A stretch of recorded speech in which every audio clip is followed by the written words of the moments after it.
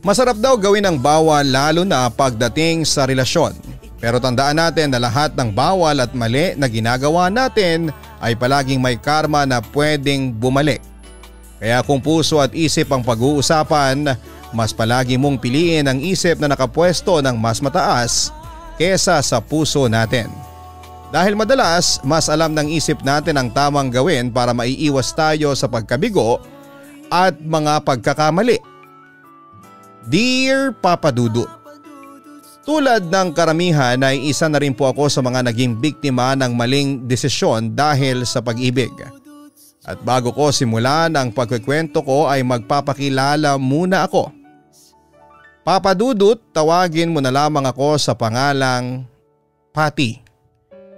Hindi na ako masyadong magpapakilala dahil marami sa mga nakakaalam ng kwento ko ay subscribers po ninyo sa inyong YouTube channel. Siguro ay uumpisahan ko na lamang sa katagang falling in love with wrong person at the wrong time. Dito pa lamang alam kong alam nyo na kung saan papatungo itong kwento ko, pero sana ay huwag akong husgahan kaagad ng mga nakikinig sa inyo. Nakilala ko si Lincoln sa pinagtatrabahoan kong private company. Unang kita ko pa lamang sa kanya ay nagkagusto na kaagad ako. Mas nagkaroon ako ng sigla na pumasok araw-araw at pagbutihin ko pa ang pagtatrabaho ko para lamang ma-impress ko ang boss ko. Yes, Papa Dudut. Tama kayo sa nabasa ninyo. Supervisor ko si Lincoln sa department namin. Pero siya kasi yung tipo ng boss na magaan katrabaho. Yung tipong parang kabarkada mo lang, kaya maraming babae ang nagkakagusto sa kanya. Ang pinagkaiba ko lang sa kanila ay hindi naman sa pagiging asyumera o kung ano paman, nararamdaman kong may espesyal din akong lugar sa puso niya. Naging close kasi kagad kaming dalawa, lalo na nang i-add ko siya sa Facebook at kaagad naman niya akong inaccept. Madalas kami na magkakwentuhan sa video call kapag wala sa trabaho. Pero kapag nasa opisina na ay sakto lang ang pagpapansina naming dalawa. Naiyaring kasi ako na makipag-feeling close sa kanya sa opisina at sa harap ng maraming tao. Kaya casual lamang kung mag-usap kami sa harap nila. Ma'ams, tara? Yaya sa akin ang kaopisina at gay best friend ko na si Rogin. Ha? Saan? Takang tanong ko habang nag-aayos ng mga gamit sa table ko.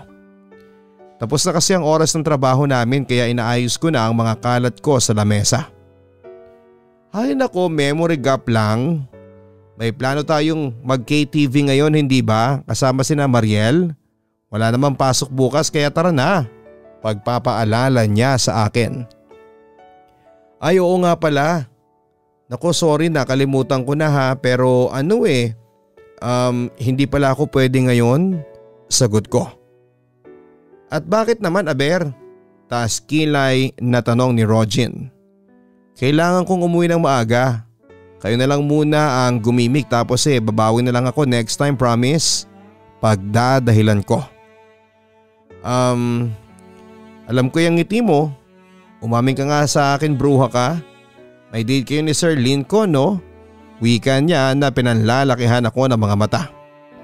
Siya ang pinakamalapit sa akin sa opisina kaya alam ko na hindi nakakataka sa pansin niya ang pasimpleng pagngingitian namin ni Lincoln.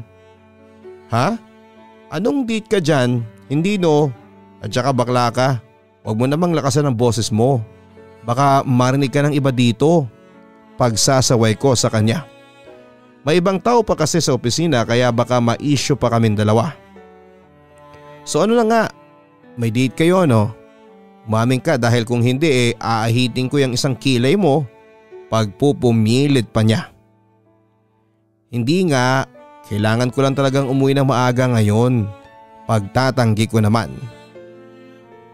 Isa, kapag hindi ka umamin, isisigaw ko dito yung date ninyo. Dalawa, hi, hindi ka talaga aamin? Alam mo, kayang-kaya kong gawin yung sinasabi ko. Pagbabanta pa niya. Fine, may lakad kami mamaya ni Lincoln. Pero hindi date yon ha, kakain lang kami sa labas. Simple dinner, friendly dinner. Sa wakas ay pag-amin ko sa kanya. Okay fine, masyado ka namang defensive pero ma'am siya, magtigil-tigil ka sa ginagawa mo ha. Kapag kayo na issue sinasabi ko sa iyo ikaw ang dihado rito, pagpapaalala niya. Ha? Anong issue? Walang issue kasi friends lang naman kami. Nagiging issue lang naman ang isang bagay dahil sa mga taong judgmental at mahilig maglagay ng mali siya. Uulitin ko, friends lang kami. Yun lang at wala nang iba. Naiinis na giit ko. Pero aminin mo ha, deep down in your heart gusto mong mag more than friends kayo, tama? At huwag mong itatanggi dahil alam kong may gusto ka sa kanya. My gosh, sino ba naman kasi ang hindi magkakagusto kay Sir Lincoln? Diyos ko day, yamenes naman kasi. Pero day, sinasabi ko sa iyo ha, may asawa na yon. Kaya huwag ka nang magpakakirida dyan, dagdag pa ni Rogin. May asawa na si Lincoln at 3 anak, Papa Dudut. Pero sa abroad nagtatrabaho ang asawa niya at ang sabi niya sa akin ay medyo nagkakalabuan na silang dalawa. Wala naman daw problema sa kanya kung magtrabaho sa malayo ang asawa niya, kaya lang kasi may pagka-workaholic na tao raw kasi ito. Ni hindi na raw siya natatawagan ng madalas o kahit makumusta man lang ang mga anak nila. Lumayo na rin daw tuloy ang loob ng mga anak nila sa asawa niya. Nakwento niya yon nang minsan na lumabas kami at kumain sa isang restaurant pagkatapos ng trabaho. Siyempre, wala akong pinagkwentuhan noong una dahil ayoko nga na ma-issue. Nung una kasi para sa akin ay friendly dinner lang ang ginawa naming dalawa. Tamang kwentuhan lang at walang mali siya. Natutuwa kasi akong makinig sa mga kwento niya lalo na kapag tungkol sa mga anak niya. Nakikita ko sa mga mata niya kung gaano niya kamahal ang mga ito. Nagpapasalamat nga rin siya sa akin noon kasi may isang kagaya ko raw na nakikinig sa mga kadramahan niya sa buhay. Ang sabi ko naman ay hindi yon kadramahan lang at gusto ko rin talaga na makilala pa siya. Kaya naman nasundan ng nasundan pa ang mga friendly dinner naming dalawa. Madalas na kaming magkasama kapag walang pasok sa opisina at halos araw-araw na magka-video call. At dahil doon ay hindi ko na nga napigilan ang sarili ko na mahalin siya. Ganon pala yon, Papa Dudut, kahit alam mong mali. Hindi mo mapipigilan ng puso mo. Kaya lang hindi kasi ako ganong tao. Ayoko na ipinagpapatuloy ang mga maling gawain. Kaya nang maramdaman ko na masyado nang malalim ang pagtingin ko para kay Lincoln, naisip ko noon na kailangan na naming itigil ang ginagawa namin. Alam ko naman kasi kung saan din pupunta ang lahat. Alam ko na anumang oras noon ay pwede na kaming magkaroon ng maling relasyon. Gusto kita, Patty, pag-amin ni Lincoln. Nasa tapat na kami ng bahay ko at inihatid niya ako doon pagkatapos naming mag-dinner. No, malito Lincoln, umiiling na sagot ko sa kanya. Oo, alam ko naman yun eh. Pero anong magagawa ko kung sa tuwing kasama kita ay masaya ako? Nasa tuwing makita lang kita, buo na agad ang araw ko. Nasa tuwing nakikita ko ang ngiti mo, mas lalong nahuhulog ang puso ko sa iyo. Wika pa niya. Kahit na anong sabihin mo, kahit na ilang beses pa pang sabihin kung gaano mo ako kagusto at kung ano ang mga nakita mo sa akin, hindi maaalis yung katotohanan na hindi tayo po pwede. Hindi pwede yung nararamdaman mo sa ating dalawa. Ako lang tong malaya, malungkot na sagot ko. Pero kung nagkataon na malaya kitang mahalin, sa tingin mo ay may pag-asa ba ako sa puso mo? Napakalalim na tanong niya yon. Tumatago sa puso ko at sana kasi pareho na lamang kaming malaya. Sana pwedeng kami na lang talagang dalawa. Lincoln, please, huwag na nating pahirapan ng isa't isa. Ayoko ng gulo. Nahihirapang sagot ko. Kung kaya ko lang, Patty. Kung kaya ko lang na hindi ka mahalin, edi sana sa umpisa pa lang ay pinigilan ko na. Pero hanggang sa isip ko lang yon. Dahil dito sa puso ko, ikaw talaga ang gusto kong makasama sa habang buhay. Muling wika pa niya. Papa Dudut, kung pwede lang talaga. Kung tama lang na mahalin ko si Lincoln ay matagal ko nang ginawa yon, pero mali. Sobrang mali. Nangihinayang ako dahil hindi ako ang una niyang nakilala at minahal. E di sana hindi kami nahihirapan ng ganon. Pero ganon siguro kapag tinamaan ka ng pag-ibig. Kahit alam mong mali, you will take the risk. Kahit na alam mo na sa bandang huli, ikaw ang dihado at masasaktan ng sobra. Tuluyan ko nang hindi nagawang iwasan si Lincoln. Lalo na't halos araw-araw kaming magkasama sa trabaho. Tapos ako pa ang palagi niyang pinapatawag sa mga meeting na dapat ay ibang kausap o kasama niya. Gumagawa talaga siya ng pasimpleng paraan para masolo ako sa opisina niya. Habang tumatagal tuloy ay mas lalong lumalalim ang pagmamahal ko para sa kanya. Kaya nangyari na ang hindi dapat na mangyari, ang magkaroon kami ng lihim at maling relasyon. Naging open secret sa buong office ang setup naming dalawa. Pero dahil sa boss si Lincoln, ni isa ay walang nagsasalita. Pero syempre doble pa rin ang pag-iingat namin, lalo na't alam nilang pamilyadong lalaki ang lalaking piniling mahalin ng puso ko. Mas naging madalas din ang pagde-date namin, Papa Dudut. Palagi kaming nagdi-dinner pagkatapos ng trabaho, pagkatapos ay ihahatid na niya ako pauwi sa bahay namin. Tuwing weekend din ay kami pa rin ang magkasama. Kaya naman hindi na ako madalas na nakakasama sa gimmick ng mga kaibigan ko. Kaya lang, Papa Dudut, medyo malungkot din pala ang ganong relasyon.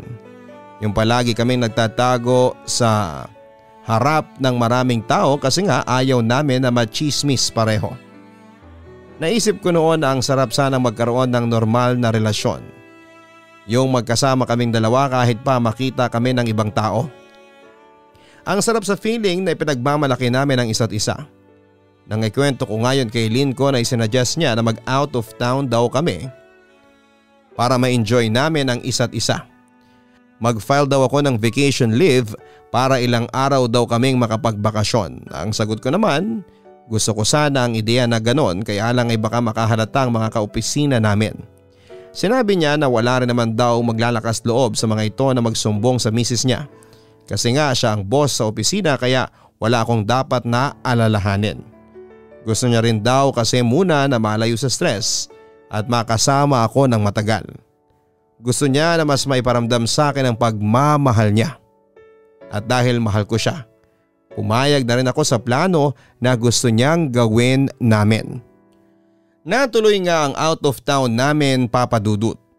Na solo namin ang isa't isa sa halos isang linggo na magkasama kami. Ilang beses din na may nangyari sa aming dalawa noon, wala mahal ko talaga siya lalo na nang ipakita niya sa akin kung paano siya maging boyfriend. Sobrang malambing siya at masikaso. Pagising ko pa lamang sa umaga ay may breakfast na kaagad na nakahanda para sa akin at bago matulog ay palagi niya akong niyayakap ng mahigpit. Hinihiling ko tuloy noon na sana ay hindi na matapos pa ang araw na yon para palagi lang kaming masaya. Kaya nang bumalik kami sa Maynila noon ay naramdaman ko sa sarili ko na mas lalo ko pa siyang minahal. Pagkatapos ng naging bakasyon namin, Papa Dudut. Pati, napalingon ako kay Rogin na naglalakad palapit sa akin. Rogin? Anong ginagawa mo dito? Gulat na bati ko sa kanya. Nasa isang restaurant kasi ako at kakatapos lang na mag-dinner kasama si Lincoln. Nasa CR naman si Lincoln nang makita ako ni Rogin. May kikitain sana akong friend kasi sabay kami magdi-dinner kaya lang inindyan ako ng loka na yon. Ikaw, sinong kasama mo? Tanong niya na ang tingin ay nasa isang plato na ginamit ni Lincoln.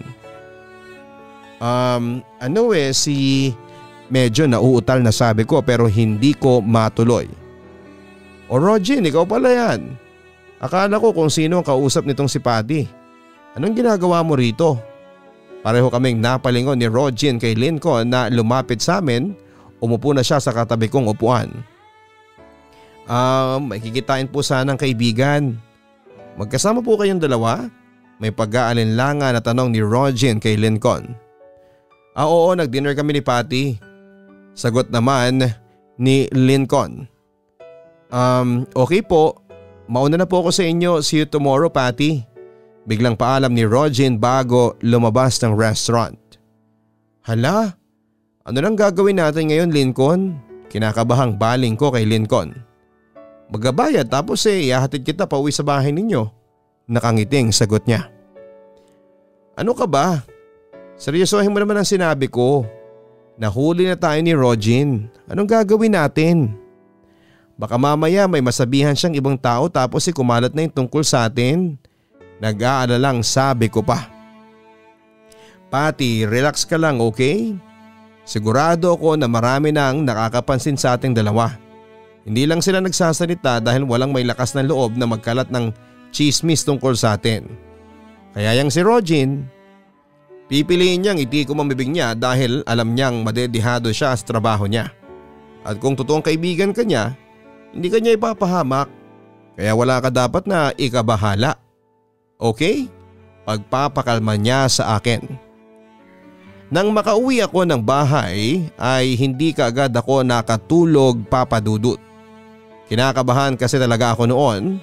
Kahit pa totoo namang kaibigan ko si Rogin, ang naisip ko kasi noon ay paano kung hindi lang si Rogin ang nakakita sa amin ni Lincoln na magkasama. Paano kung may iba pa kaming kaopisina na nakikita ang ginagawang pagde-date namin pero hindi na lamang kami nilalapitan o binabate? Paano kung malaman ng lahat ang tungkol sa aming dalawa? Sobrang kinakabahan talaga ako pero pinilit ko na lamang na ikalma ang sarili ko. Pinili ko ang ganong sitwasyon kaya handa dapat ako sa kahit na anong mangyari. Kinabukasan sa opisina namin ay hindi ako masyadong kinausap ni Rogin. Akala ko iniiwasan niya lamang ako pero nang mag-isa na lamang ako na kumakain sa kantina ay doon na niya ako nilapitan para itanong ang tungkol sa nakita niya sa amin ni Lincoln. Ano bakla? Magkukwento ka na ba? Ano yung nakita ko kahapon? Pag-uusisa ni Rogin. Ha? Anong sinasabi mo dyan? Kaagad naman na pagdi-deny ko. Huwag ka na magkunwari na parang nagkaroon ka ng amnesia dahil iuumpog ko talaga yung ulo mo sa plato mo kapag tinuloy-tuloy mo pa yan. So ano, totoo nga na may namamagitan sa inyo ni Sir Lincoln? Muling pagtatanong niya. Malalim na buntong hininga ang binitawan ko noon bago ko nagawang aminin sa kanya ang katotohanan. Wala na rin naman akong ibang pagpipilian kung hindi ang umamin na sa kanya. Please, huwag mo na lang sasabihin sa iba ha. Hindi pwedeng may makaalam ng tungkol sa amin ni Lincoln. Malaking gulo to. Pakiusap ko kay Rogin. Anong hindi pwedeng may makaalam? Luka-luka. Marami nang nakakapansin. Hindi lang sila nagsasalita dahil boss natin yung nilalandi mo. Inis na wika niya. Grabe ka naman sa mga sinabi mo, Rogin. Medyo napahiya na wika ko. At ako pa talaga ang naging grabe? Sino ba sa atin ang kabit? Muling pagtatanong niya. Shh! Pwede ba? Hinaan mo naman yung boses mo. Baka may makarinig Saway ko sa kanya. Hoy bruha, magtigil-tigil ka na nga dyan sa mga pinaggagawa mo. Alalahanin mo may asawa na yung tao. At sa pagkakataong to, certified ka ng kabit. Isang malanding babae na kumakabit pa rin sa lalaki may asawa na. O ano, masakit? Buti nga sa'yo. Basta sinasabi ko sa'yo pati umayos ka. Dahil hindi lang career ang pwedeng masira sa'yo. Pati yung natatahimik mong buhay. Kaya kung ako sa'yo, tigilan mo na yung kalandian mo at lumayo ka na sa kanya. Pagpapaalala niya pa sa akin. Papadudot, sobrang sakit palang masabihang ka na kabit na naglalandi ng lalaking kahit kailan ay hindi magiging sayo. Na kahit ikaw naman talaga ang mahal sa mata ng lahat ay ikaw ang pagkakamaling dapat na itama. Pero tinis ko ang lahat ng yon at kahit walang sinasabi ang mga kasamahan namin sa opisina, alam kong pinagchichismisan nila ako kagaya ng sinabi ni Rogin. Hindi ko man naririnig ang mga sinasabi nila ay halos alam ko na rin kung ano-anong masasakit na salita na ang lumalabas sa bibig nila na tungkol sa akin. Nagawa kong baliwalain yon dahil mahal na mahal ko si Lincoln. Dahil yon din ang gusto niya. Nangako siya na dahil siya ang supervisor sa opisina, walang sino man ang pwedeng makapanakit sa akin, mapapisikal man o verbal. Pero dahil na rin sa medyo nahihiya na ako sa sitwasyon namin ay mas naging cold kami sa isa't isa sa oras ng trabaho. Kapag nasa office kami ay boss-empleyado ang turingan namin sa isa't isa. Kapag day off naman namin ay nagde-date kami sa malayong lugar para walang makakakilala sa amin na kahit sino, Papa Dudut.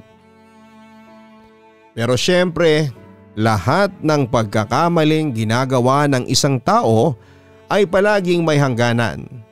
Yung tipo na bigla na lang tayong magigising sa mga ginagawa natin at parang gusto na nating itama ang lahat. Nangyari nga yun, Papa Dudut. Nang umuwi na ang asawa ni Lincoln sa Pilipinas ay doon na rin kami mas nahirapan sa relasyon namin. Dahil hindi na kami pwedeng madalas na magkita kapag walang pasok sa trabaho. Nung una akala ko ay magbabakasyon lang dito ang misis niya. Pero nagulat ako, Papa Dudut, nang malaman ko mula sa kanya mismo na nag-decide na pala ang asawa niya na magtayo na lamang daw ng business dito sa Pilipinas para raw makabawi sa kanilang mag-aama. Doon ako naipit sa sitwasyon na yon. Hindi na kasi kami pwedeng maging katulad ng dati na magkasama kada weekend na pwede ko siyang tawagan kahit kailan ko gustuhin. At mas nabawasan na rin ang oras namin sa isa't isa. Parang dinudurog tuloy ang puso ko na wala akong magawa kundi ang maghintay kapag kasama niya ang asawa niya. Ang sakit pala talaga ng sitwasyon ng isang kirida, Papa Dudut. Ang sakit maging pangalawa sa buhay ng taong mahal mo. Nung una, nagagawa ko pang tiisin ang lahat ng paghihirap na yon. Mahal ko kasi si Lincoln kaya nangako ako nakakayanin ko lahat hanggang sa huli. At kahit na alam kong imposible ay umaasa pa rin ako na balang araw, magiging pwede rin kami ni Lincoln para sa isa't isa. Yung legal na kaming magsasama sa isang bahay sa mata ng batas at ng mga tao. Na pwede ako ang maging happy ending ni Lincoln. Lahat yun ay palagi kong ipinagdarasal noon. Pero mismong utak ko na rin siguro ang nagising sa katotohanan na kahit na anong tapat ng pagmamahal ko sa kanya, hinding-hindi siya magiging sa akin. Kaya naman ako na mismo ang nakipaghiwalay sa kanya. Masakit pero alam ko na yun ang dapat kong gawin, Papa Dudut. But as usual, hindi pumayag si Lincoln sa naging desisyon ko. Sinabi niya na hindi niya ako bibitawan. Binigyan ko siya ng pagkakataon noon na mamili sa amin ang asawa niya. Hihiwalayan niya ang asawa niya para sa akin o kaming dalawa ang maghihiwalay. Nang hindi siya makasagot kaagad, alam ko nang hindi niya ako kayang piliin. Kaya naman kahit ayaw niya ay pilit kong tinapos ang relasyon naming dalawa. Sa loob ng opisina namin ay muli akong naging casual sa pakikitungo kay Lincoln. Wala na mga nakaw na tingin o ngiti na para sa kanya. At kung kailan napilit ko na siyang iniiwasan ay siya naman ang sumusubok na muling lumapit sa akin. Good afternoon, sir. Pinapatawag niyo raw po ako? Tanong ko na makapasok ako sa opisina ni Lincoln. Sinabi kasi sa akin ni Rogin na pinapatawag niya raw ako doon. Close the door please. Utos niya habang ang mga mata ay nasa kaharap niyang computer. Sige po, tugon ko bago sinarado ang pinto. Tumuloy na rin ako nang umupo malapit sa may table niya. Do you have any schedule for this coming weekend? Tanong niya pagkatapos ihinto ang ginagawang pagtatype sa kaharap niyang keyboard. Wala naman po, tugon ko. Okay, good. Huwag ka muna maglalagay ng schedule. You're coming with me. Meron tayong business meeting sa La Union. Sagot niya na ikinagulat ko. La Union? Bakit ang layo naman po? Tanong ko. Dahil yun ang pinopropose ng client. Alam ka namang tayo mag-demand ng lugar, hindi ba? So prepare yourself. Bring everything you need, especially sa meeting. Ayokong ako lang ang magsasalita doon. Tayong dalawa ang magkasama kaya teamwork dapat tayo, Patty. Seryosong wika niya. Sir, baka po pwedeng iba na lang po ang isama ninyo sa La Union? May pag-aalinlangan na sabi ko kasi alam ko naman na may iba siyang pakay kaya ako ang gusto niyang isama sa business meeting na yon. Why? Kakasabi mo lang na wala kang gagawin sa weekend, hindi ba? And besides, Patty, ikaw ang head ng project na ito, hindi ba? So dapat lang na ikaw ang kasama ko. Wika niya. Baka po kasi magpasama yung mama ko sa ospital. Hindi ko pa alam kung anong araw, baka pwedeng si Divine na lang. O di po kaya si Rogin, pagdadahilan ko pa. Stop, Patty. You're coming with me. And that's final. Unless hindi ka professional pagdating sa akin. Iniiwasan mo ba ako? May paghahamon na tanong niya. Hindi po, seryosong sagot ko. O hindi pala eh. Bakit ayaw mong sumama sa akin? Kakasabi mo lang na wala kang schedule for this coming weekend. Tapos nung sinabi kong may business meeting tayo, bigla kang nagdahilan. Masyado kang obvious, Patty. Wika niya na mas lalo kong kinainis. Alam mo kung bakit ayokong sumama? Dahil hindi ko alam kung bakit parang pakiramdam ko hindi naman business meeting yung pinunta natin dun eh. Tulad ng ginawa mo last time. And besides, bakit ako ang pinipilit mong sumama sa'yo? Ang dami namang po pwede. Hindi ko na napigilan ang sarili ko na magtaas ng boses. Dahil ikaw nga ang head ng project na ito. Ikaw ang mas nakakaalam ng pasikot-sikot sa presentation. Sagot pa niya.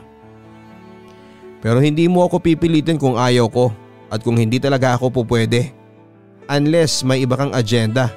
Kaya ako talaga ang gusto mong kasama. Wika ko. Hi, okay, you got me. May iba pa akong agenda maliban sa business meeting. Gusto rin talaga kitang makasama. Masolo kita tulad ng dati. Bawal na ba yun? Medyo kalmado na niyang tanong. May lambing na rin ang boses niya noon na tila nakikiusap, Papa Dudut. Hindi ba obvious na bawal yon, Lincoln? Para namang ang bata ng kausap ko dito. Kaya ko magpaka-professional kung yun din ang gagawin mo. Kaso hindi eh. Lahat na lang ng gagawin mo parati kang may hidden agenda. Ilang beses ko bang sasabihin sa'yo na itigil na natin to? Naiinis na wika ko. Pero ayoko nga. At hindi ako papayag sa gusto mong mangyari. Maayos naman tayo eh. Pinaglalaban kita. Ako ba? Pinaglalaban mo ba ako? Hindi. Puro takot kasi ang nasa isip mo. Panunumbat niya. Kasi mali nga eh. Ano bang hindi mo naiintindihan doon? Mali lahat. Mali tayo. Na hindi mo nga ako kayang piliin kesa dyan sa asawa mo. Kaya pasensya na talaga, sir. Pero hindi ako po pwede. Kausapin ko na lang po si Rogin or Divine na sumama sa inyo sa La Union. Silang dalawa po yung nakasama ko sa pag-execute ng mga plano sa project na yan. Thank you po, ang wika ko. Papadudot, mas lalo akong nahirapan na mag-move on kay Lincoln. Dahil hindi rin naman niya ako tinutulungan na makalimutan ang namamagitan sa aming dalawa. Sa totoo lang ay gustong gusto ko na mag-resign sa trabaho ko. Iniisip ko lang na maliban sa mahirap maghanap ng trabaho, maayos ang kalagayan ko sa kumpanya namin. Maganda ang pagpapasahod at marami kaming nakukuhang benefits. At dahil sa may gusto rin akong ipatayong bahay, hindi ako pwedeng mabakante sa trabaho. Kaya kahit sobrang nahihirapan ako kay Lincoln ay no choice naman ako kundi ang magtiis na lamang. Titiisin na huwag mahulog sa kanya sa pangalawang pagkakataon. Papadudot, habang tumatagal ay nakikita kong mas lalong gusto ni Lincoln na magkabalikan pa kami. Kahit kasi anong gawin kong pag-iwas sa kanya ay siya mismo talaga ang gumagawa ng paraan para mag-solo kaming dalawa. May mga utos siya na ang gusto niya ay ako mismo ang magdadala sa kanya. At pagdating ko sa loob ng office ay ayain niya akong kumain sa labas o di kaya ay pipilitin niyang pag-usapan namin ang tungkol sa naging relasyon namin. Wala naman akong choice kundi ang sundin ang mga utos niya dahil syempre boss ko pa rin si Lincoln.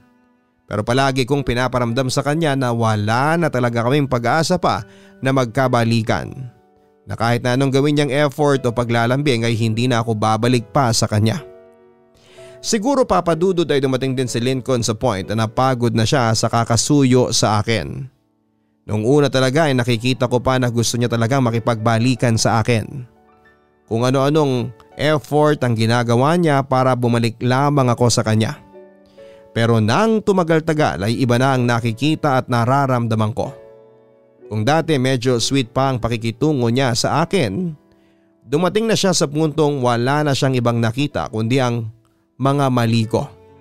Hindi ko tuloy alam kung talaga bang napapabayaan ko na ang trabaho ko. O yun naman ang naiisip niyang paraan para mapansin ko siya at mapapayag ako sa mga gusto niya. Napapagod na talaga ako, Rogin. Alam mo ba na wala akong matinong tulog? Ma-approve lang yung proposal ko na ito ay magli-leave muna talaga ako. Malungkot na kwento ko kay Rogin. As if naman papayagan ka nung isa, no? Natataranta nga kapag hindi ka nakikita tapos balak mo pang mag-leave. Good luck talaga, Mamsh. Pero alam mo, napansin ko lang parang ang lakas ng trip nun sayo. Ikaw lagi nakikitang pagalitan? Ang wika pa ni Rogin. Sinabi mo pa. Grabe kung pigain ako sa trabaho. Kung hindi ko lang talaga kailangan at gusto ko yung trabaho ko aalis na ako dito. Hindi ko na kasi siya kinakaya. Nakakapagod siyang maging boss. Alam mo yung parang walking stress siya kapag nakikita ko. Kaya minsan tinatamad na akong pumasok.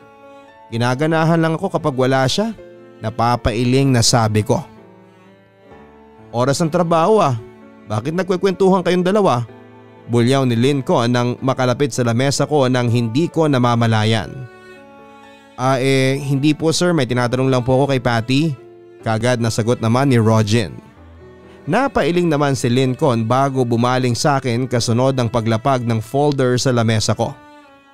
Rejected ulit tong proposal mo. Ano bang klaseng proposal to?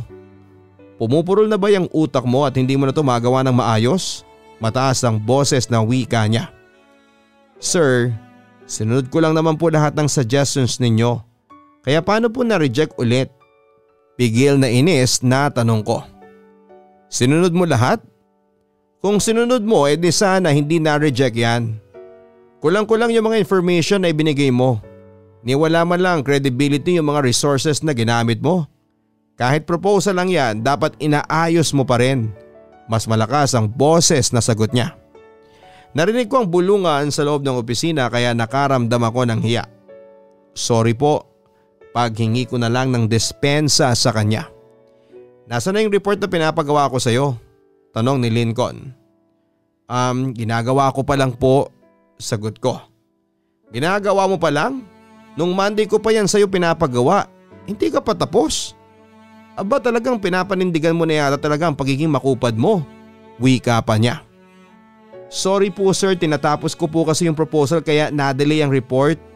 Pagpapaliwanag ko. Wala akong pakialam. Doblehin mo yung kilos mo. Mali-mali na nga mga ginagawa mo, ang kupad-kupad mo pa. Ayusin mo ang trabaho mo dahil pinapasahod ka dito. Kailangan ko yung report within this day. At bibigyan kita ng hanggang Lunes para ma-revise mo ang proposal na yon. Utos niya. Hanggang Lunes lang po? Sir, hindi ko po kakayanin yon. Nag-aalala ang sagot ko. Wala akong pakialam. Gumawa ka ng paraan. Kung kailangan na hindi ka na umuwi, bahala ka. Basta kailangan ko yung report ngayong araw at sa Lunes ang revised project proposal mo. Utos pa niya bago ako iniwanan. Ilan lang yon sa mga pagpapahirap na ginawa niya sa akin sa opisina, Papa Dudut. Oo, pagpapahirap talaga ang tawag ko doon kasi alam ko naman na hanggang sa mga oras na yon ay pinepersonal niya pa rin ako. Pero wala akong ibang magawa kung hindi ang tiisin ang lahat ng yon.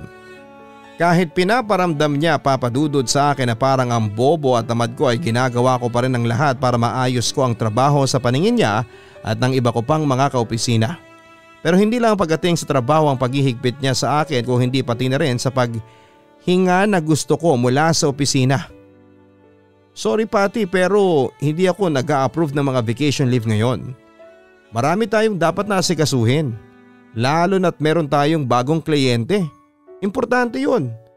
Mapipilay ang team kapag may nawala sa atin, kahit saglit lang. Ang sabi ni Lincoln nang mag-request ako ng vacation leave sa kanya. Bakit po si Eileen inapprove ninyo ang leave niya? Bakit ako hindi? At deserve ko naman to eh. Nakita mo kung paano ko magtrabaho. Nakakailang overtime na nga ako para matapos lahat ng trabaho ko. Pangangatwiran ko pa. Oh, bakit parang kasalanan ko kung bakit ka nag-overtime? Kung ginagawa mo lang kasi kagad ang mga dapat mong gawin, di sana hindi ka nagkakanda patong-patong sa mga ginagawa mo. Paano wala kang ibang ginawa kundi ang magsayang ng oras sa mga walang kwentang bagay kaysa sa trabaho mo? Sagot pa niya. Nagkakanda patong-patong na mga ginagawa ko dahil panay ang dagdag ninyo. Pangangatwiran ko pa. Baka nakakalimutan mo Patty, boss mo ako. Wala kang karapatan na magreklamo sa harapan ko. Naniningkit ang mga mata ang sagot niya. Hindi po ako nagreklamo sir. Ang akin lang po ginagawa ko naman ang trabaho ko ng maayos. Sumusunod naman ako. Pero ano man lang tong ma-approve yung leave na hinihingi ko. Uulitin ko sir, deserve ko to. Giit ko pa. I'm sorry but no. Hindi pa pwede sa ngayon and that's my final decision. Go back to your work. Utos niya. Papadudot habang tumatagal ay pagrabe ng pagrabe ang mga trato sa akin ni Lincoln. Pero itinanim ko kasi sa sarili ko na hindi ako magpapatinag sa kanya. Basta alam kong ginagawa ko ng maayos ang trabaho ko ay wala akong dapat na ikatakot. Kaya lang halos araw-araw ay sobra akong nai-stress sa office. Umiiyak na ako ng tahimik dahil sa mga pagpapahirap sa akin ni Lincoln. Buti sana kung sa lahat ay ganon siya. Ang problema ay parang ako na yata ang paborito niyang pahirapan sa trabaho. May mga pagkakataon pa nga na parang gusto ko na lang mag-resign para mahinto na ang lahat ng pagpapahirap niya. At parehas na lamang kaming matahimik para bumalik na sa normal ang buhay ko. Nagulo lang naman ito nang hayaan ko ang sarili kong mahalin ng isang taong dapat ay sa una pa lang ay nilayuan ko na. Hindi pa rin ako nagpatalo sa pagpapahirap na ginagawa sa akin ni Lincoln. Binibigay ko pa rin ang best ko sa bawat ginagawa ko sa trabaho. Ginagawa ko ang lahat para hindi magkamali at kahit pilit niya akong hinahanapan ng butas hanggang sa isang araw ay parang nagbunga ang paghihirap ko nang ipatawag ako ng manager namin na si Sir Gian sa opisina niya. Nang pumasok ako doon ay nandun din si Lincoln kaya medyo kinabahan pa ako sa pag-uusapan namin dahil akala ko ay may pagkakamali akong nagawa. Yun pala ay masaya lamang na pinaalam sa akin ni Sir Gian na malaki ang chance na mapunta sa akin ang nabakanting mataas na posisyon na junior manager sa opisina namin. The question is if ever mapunta sa'yo, kakayanin mo ba yung trabaho? Kasi ngayon pa lang sinasabi ko sa'yo na hindi madali ang posisyon na iniwanan ni Maribeth. Mas marami ang trabaho na yun and of course, mas mataas ang expectation sa'yo. May hamon na pagtatanong ni Sir Gian. Opo sir, kakayanin ko po yun. And if ever sa akin niyo po ibibigay yung posisyon ay hindi po kayo magsisisi. Confident na sagot ko. But let me clear this to you Patty. Hindi pa ito official ha. Yes, you are on the top of the list. Pero hindi natin masasabi sa mga susunod na linggo kung may makakaangat sa'yo. Singit ni Lincoln na para bang gustong i-tone down ng excitement at tuwang nararamdaman ko na ng mga oras na yon. Lincoln, grabe ka naman. Parehas nating alam na masipag tong si Patty. Wika ni Sir Gian. Hindi naman po sa pagiging negative or what but as his supervisor masasabi ko pong hindi ko nagugustuhan ang performance ni Patty this past few weeks. Ang sabi ni Lincoln na dahilan para makagat ko ang labi ko sa inis. Really? Ano nangyari? Nagtatakang tanong ni Sir Gian. Hindi ko po alam sa kanya sir, halos lahat ng mga pinopropose niyang projects and presentations and reports nakakailang revision ang pinapagawa ko. And lately po dumadalas ang pagiging late niya. Wala akong ibang nakikita kundi yung pakikipagkwentuhan niya sa mga kasamahan niya. Napapailing na sagot ni Lincoln. Pero Sir Gian, Gusto ko sanang ipagtanggol ang sarili ko pero huli na nang nagsalita si Lincoln. For me, Sir Gian, I'm not sure if Patty is ready for this position. Yes, magaling po siya. We all know that. Pero sa ngayon baka hindi niya kakayanin yung pressure, ang sabi pa ni Lincoln. Okay. We'll see for the past few weeks. May mga evaluations pa naman, so Patty, umaasa pa rin ako na gagawin mo yung best mo. You still have a chance to prove yourself. And I promise kapag nakita kong ready ka na at deserve mo yung junior manager position, the promotion will be yours, okay? Pagpapalakas ni Sir Gian sa loob ko. Yes sir, thank you so much, sagot ko. Grabe ang inis ko noon kay Lincoln dahil sa paninira niya sa akin kay Sir Gian. Pagkatapos kong trabahuhin lahat ng pinapagawa niya sa akin sasabihin pa niya na hindi ko raw ginagawa ng maayos ang trabaho ko. Hindi talaga ako makapaniwala noon na sa kanya ko pa maririnig mismo ang mga negatibong bagay na yon, Papa Dudut. Kaya naman pagkatapos ng shift namin sa trabaho ay kinausap ko siya malapit kung saan nakapark ang kotse niya. Nilapitan ko siya at tinanong ko sa kanya kung bakit niya ginawa yon. Bakit kailangan niya akong siraan kay Sir Gian? Siniraan? Anong paninira doon? Tama naman ang lahat ng sinabi ko sa iyo dahil yun talaga ang nakikita ko. Bumababa na ang job performance mo. Kaya hindi ako magtataka kung ibang makakuha ng promotion. Wika niya. Alam mong kailangan ko yung promotion na yon. Pinagtrabahuhan ko yon. Huwag mo akong personalin, Lincoln. Kung may problema ka sa akin, huwag mong idamay ang trabaho ko dahil alam mo rin na ginagawa kong lahat para sa trabaho ko. Pigil ng luha at galit na wika ko. Hindi ko yun nakikita, pero sa bagay, hindi na ako magtataka dahil sa salita ka lang naman magaling, hindi ba? Nangaasar na wika niya. Ano ba talagang problema mo? Dahil pa rin ba to sa pakikipaghiwalay ko sa'yo? Pinapahirapan mo ko dahil ginawa ko kung ano ang tama? Tanong ko sa kanya. Hindi ko alam ang sinasabi mo, kaagad namang tanggi niya. Ano ba Lincoln, please naman. Huwag mong idamay ang trabaho ko. Kailangan ko to, huwag mo na akong pahirapan. Hayaan mo na ako makapagtrabaho ng maayos. Pakiusap ko sa kanya. Uulitin ko, hindi ko alam ang sinasabi mo. Kasi tulad mo, ginagawa ko lang din naman ang trabaho ko. Ako ang nagsusupervise sa'yo at ang ibig sabihin ay may karapatan akong magsalita tungkol sa job performance mo. Kung gusto mo yung promotion, edi mas galingan mo. Career ang mas mahalaga sa'yo, hindi ba? Career ang pinili mo. Edi patunayan mo sa akin na tama ang ginawa mong desisyon, sagot niya. Papa Dudut, alam kong deserve ko ang promotion na yon. Matagal ko nang pinaghirapan na makaangat naman sa trabaho. Gusto kong gumanda ang takbo ng career ko at syempre mas tumaas ang sahod ko. Hindi ko naman yun hinihiling na basta-basta lamang. Alam ng Diyos kung paano ako nagpapakapagod sa mga ginagawa ko. Kahit nagiging unfair na ang mga tao sa opisina sa bigat ng trabaho na pinapasa nila sa akin ay ginagawa ko pa rin ang lahat para kayanin ang mga yon. Binigay ko ang lahat ng lakas ko para umangat. Pero nang dahil lang kay Lincoln ay hindi ko nakuha ang promotion na inaasam-asam ko. Hindi ko alam kung pinagtitripan niya ba ako o biglang hindi na ako naging magaling at masipag na empleyado sa paningin niya.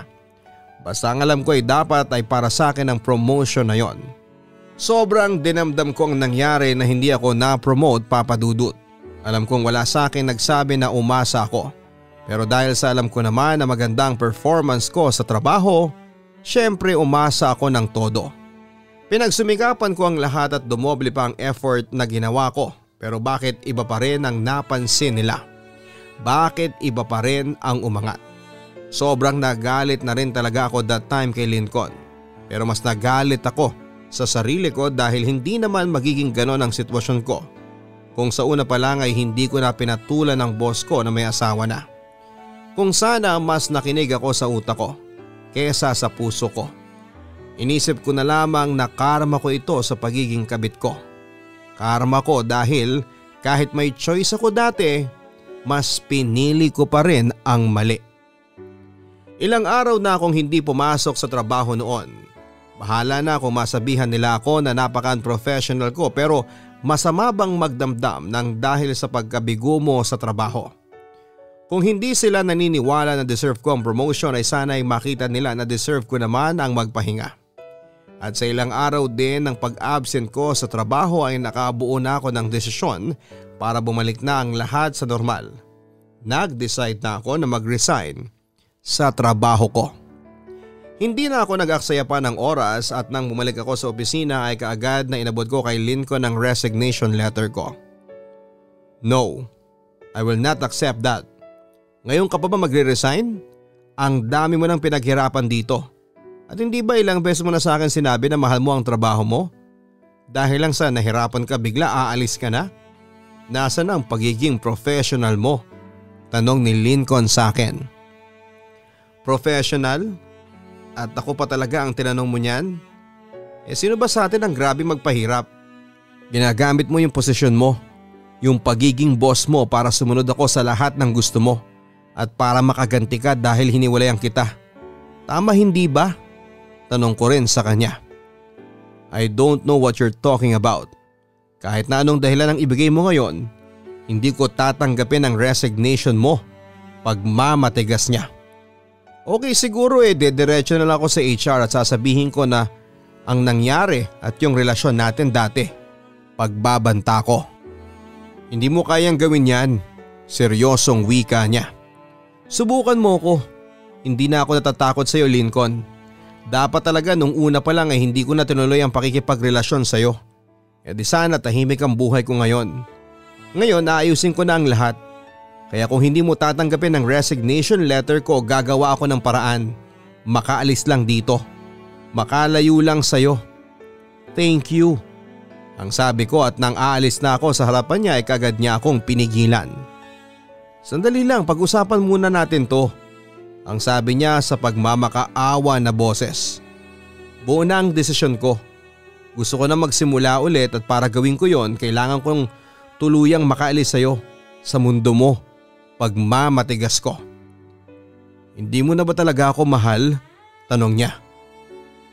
Hihintayin ko ang sagot mo tungkol dyan sa resignation ko hanggang mamaya. Wika ko na hindi na pinansin ang tanong niya. Sagutin mo ang tanong ko. Hindi mo na ba ako mahal? Ulit niya. Hindi na mahalaga kung mahal pa kita o hindi. Gusto ko na mag-resign, tapos. Sagot ko. Importante yon, Patty. Dahil sabihin mo lang na mahal mo ako, na gusto mong bumalik sa akin, ititigil ko na tong kabaliwan ko. Bumalik ka lang sa akin. Bumalik lang tayo sa dati. Lahat ng gusto mo ay gagawin ko. Hindi na kita papahirapan pa. Sabihin mo lang na mahal mo pa rin ako. Pagmamakaawa niya. Alam mong mali yung nangyari sa atin, hindi ba? Kaya bakit pa natin uulitin yon? Pigil ang mga luha na sagot ko. Gagawin kong tama ang mali para sa'yo. Para makasama lang kita, Patty. Ikaw talaga ang mahal ko. Bakit ba hindi mo maintindihan yon? Wika niya. Kasi kahit gaano mo kamahal ang isang tao, kapag mali, mali. Kapag bawal, bawal yon. Kahit sobrang sakit, kahit sobrang hirap makalimot, makapag-move on, wala kang choice kung hindi ang gawin yon dahil yon ang tama. At yun ang ginagawa ko sa ngayon. Please, Lincoln, pakawalan mo na ako. Tama na sa pagiging bulag. Ayoko nang makasakit ng ibang tao. Ayoko nang patagalin pa yung maling ginagawa nating dalawa. Naiiyak na pakiusap ko sa kanya. Papa Dudut, hindi na ako magpapaka-plastic dito at aaminin kong oo, sobrang mahal ko pa rin si Lincoln. Dito sa puso ko. Gusto ko pa rin siya na makasama ko, pero sa buhay kasi may mga tao o bagay na kahit gustuhin nating manatili sa atin ay hindi po pwede dahil mali. At kapag pinilit ay mas lalong magiging masakit sa bandang huli. Naging mahirap man sa una pero pinili kong magsimula na wala si Lincoln sa buhay ko. Tinuloy ko ang pag-alis sa kumpanya na yon at nagpalit ako ng number para hindi na niya ako matawagan. In-unfriend ko na rin siya sa Facebook at inalis ko na ang lahat ng mga pwedeng mag-connect para sa aming dalawa. I'm starting a new life, Papa Dudut. New life, new me, ika nga. Alam ko ang mga naging pagkakamali ko noon at lesson learned na rin sa akin ang mga naranasan ko. Kaya sa mga katulad kong nagkaroon ng mga maling desisyon sa buhay, bumangon kayo. Hindi pa huli ang lahat para itama ang mga pagkakamali. Na magsimula at maging masaya ulit sa tamang panahon kasama ang tamang tao.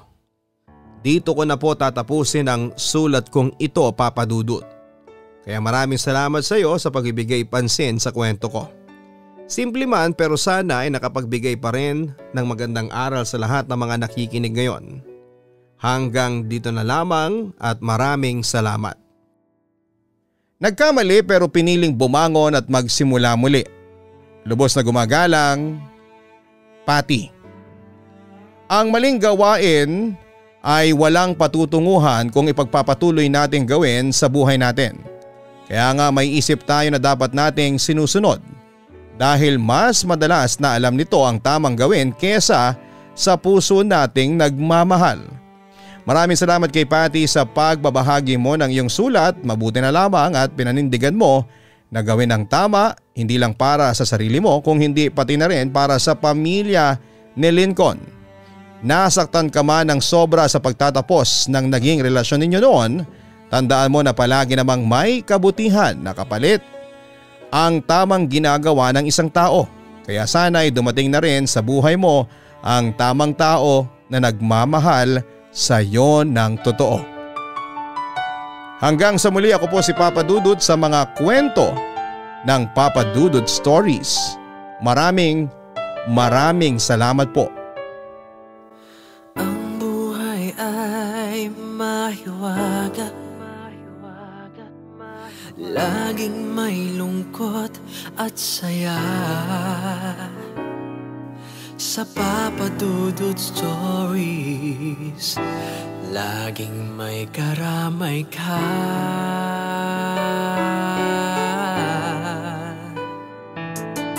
Mga problemang kay bigat, dito ay pakikinggan ka. Sa Papa Dudut Stories, kami ay iyong kasama. Dito sa Papa Dudut Stories, ikaw ay hindi nag-iisa.